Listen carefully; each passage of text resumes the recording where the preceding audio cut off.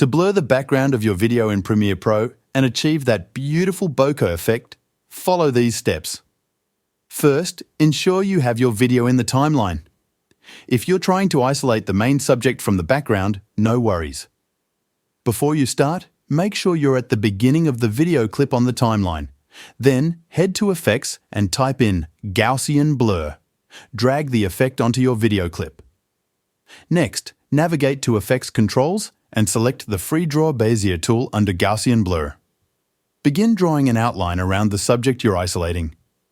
Continue until you've completed the loop. Once you've traced your subject, click on the stopwatch icon next to Mask Path. Immediately click back on the mask above to highlight it again. Under your preview timeline, drag the slider ahead until your subject starts to pull outside of the traced lines. Adjust them as needed to keep your subject isolated. Now, under Gaussian Blur, check off the inverted box.